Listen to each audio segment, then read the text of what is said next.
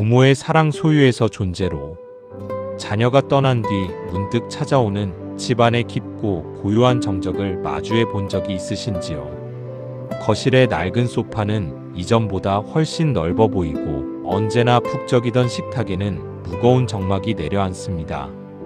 많은 부모님께서 이 쓸쓸한 시간을 마주하며 가슴 저린 상실의 계절이라 눈물 지으며 부르곤 합니다.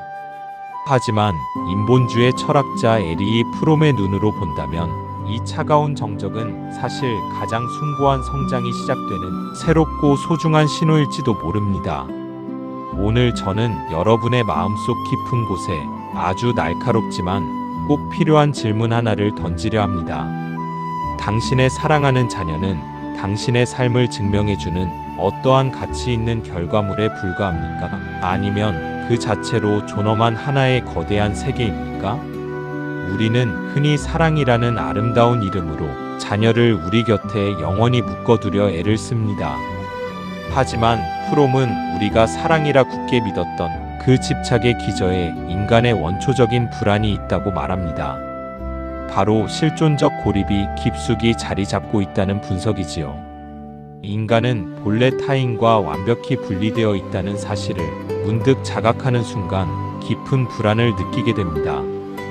이 거대하고 시린 고독을 도저히 이기지 못해서 누군가를 소유하고 내 뜻대로 통제함으로써 자신의 존재를 간신히 확인받으려 한다는 것이지요.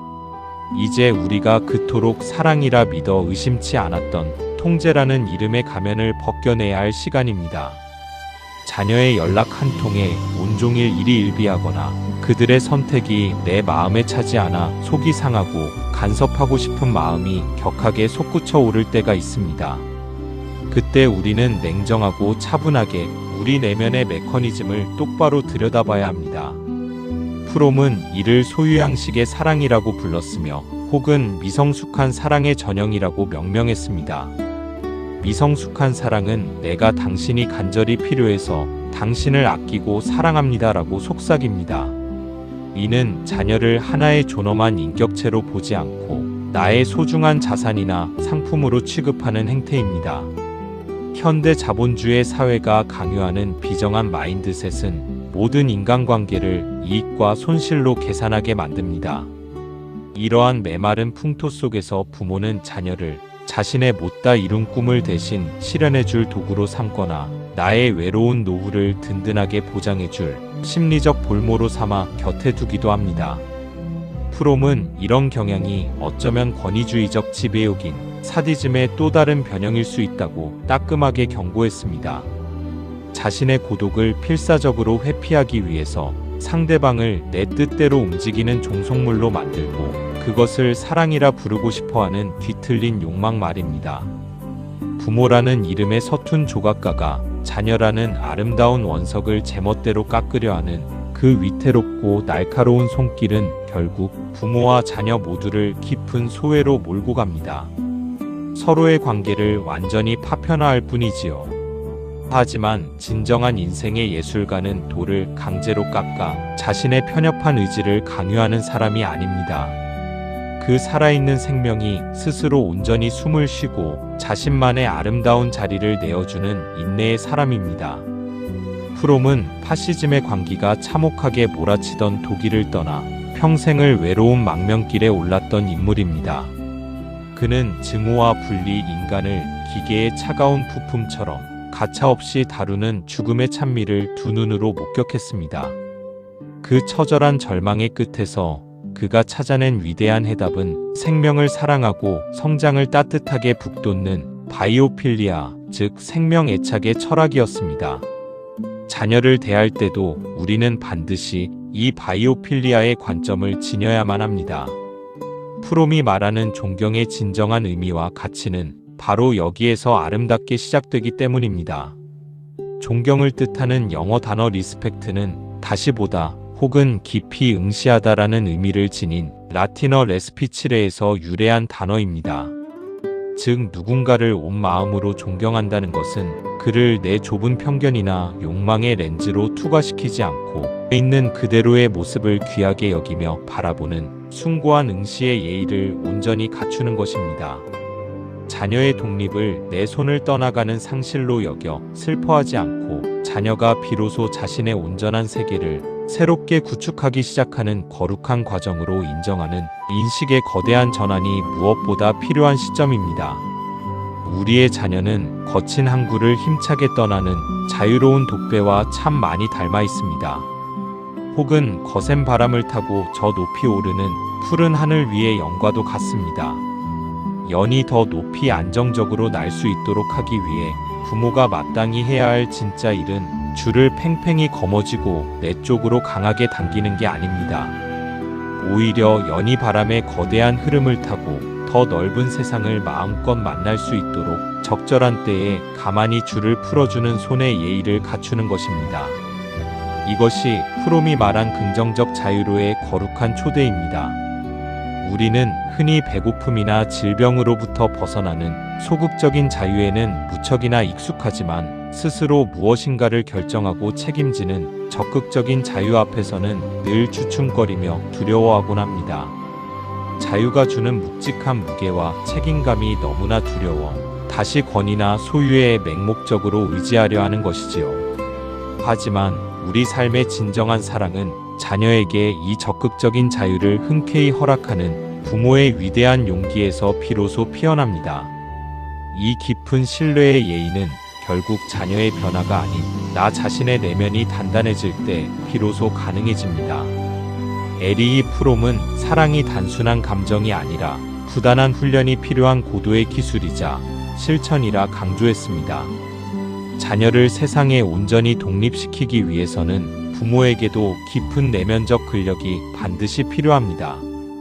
프롬이 제시한 사랑의 4가지 든든한 기둥인 겸손과 용기, 믿음과 전념을 우리 삶에 천천히 대입해 봅시다. 먼저 겸손은 나의 비대한 에고와 나르시시즘을 내려놓고 자녀를 나와 완벽히 분리된 타자로 대우하는 힘입니다. 믿음은 자녀의 내면에 스스로 험난한 삶을 멋지게 개척할 씨앗이 숨겨져 있음을 확신하는 것이며, 용기는 그 위대한 믿음을 끝까지 지켜내기 위해 나의 숨은 불안과 두려움을 의연하게 견뎌내는 힘입니다. 그리고 전념 혹은 부지런한 성실함은 사랑을 일시적인 충동이나 뜨거운 감정이 아니라 늘 깨어있는 의식으로 지속하는 아름다운 열정을 뜻합니다. 특히 프롬은 타인을 진정으로 깊이 사랑하기 위한 가장 절대적인 전제 조건으로 고독을 견디는 힘을 꼽았습니다. 내가 홀로 외로이 서 있을 수 있을 때 나의 실존적 고독과 눈을 피하지 않고 정면으로 마주하며 그것을 평온하게 받아들일 수 있을 때에야 비로소 타인을 내 결핍을 채울 비루한 도구가 아닌 완전하고 독립된 인격체로 사랑할 수 있기 때문입니다. 자녀에 대한 오랜 집착을 내려놓는 행위는 절대로 단순한 방임이나 차가운 포기가 아닙니다. 그것은 부모 스스로가 자신의 소중한 삶을 창의적으로 꾸려나가는 존재 양식으로의 성스러운 전환입니다. 나의 내밀한 세계가 독서와 깊은 사유, 작은 취미와 주변을 향한 넓은 사랑으로 따스하게 충만해질 때 우리는 비로소 자녀의 드넓은 세계를 그저 묵묵히 지켜봐 줄 수 있는 마음의 여유를 얻게 됩니다. 내가 나로서 홀로 충분히 행복할 때 사랑하는 자녀 또한 자신의 삶을 향해 두 발로 당당하게 걸어 나갈 수 있습니다. 이제 우리는 소유하는 부모에서 온전히 존재하는 어른으로 거듭나기 위한 초대를 수락해야 합니다. 자녀를 넓은 세상으로 기꺼이 놓아주는 일은 자녀를 온전히 자유롭게 만들 뿐만 아니라 자녀라는 이름의 좁은 감옥에 스스로를 가두었던 부모 자신을 완전히 해방시키는 성스러운 의식입니다.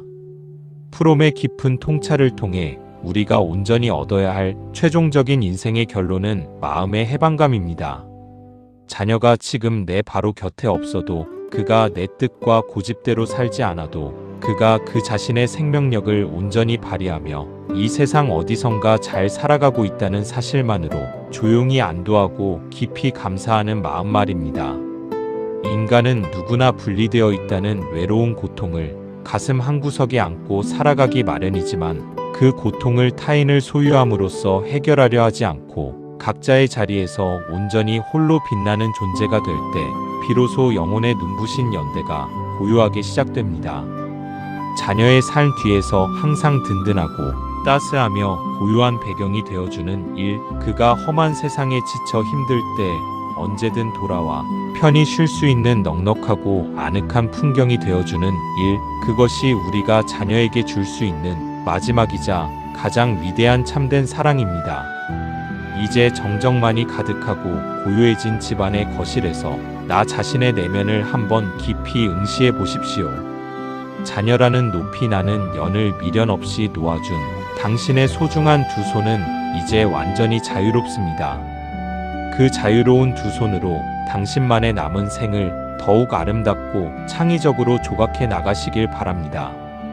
존재하는 성숙한 어른으로서 당신이 친히 보여주는 삶의 고결한 품격과 내면의 충만함이야말로 입으로만 늘어놓는 잔인한 훈계보다 수천 배 더 값진 위대한 유산이 되어 자녀의 앞날을 환하게 비출 것입니다.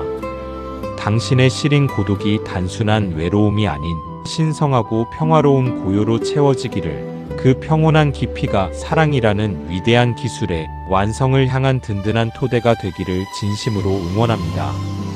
당신은 이제 소유의 무거운 사슬을 완전히 끊어내고 존재의 광활한 바다로 나아가는 참된 어른입니다. 오늘도 당신을 응원합니다.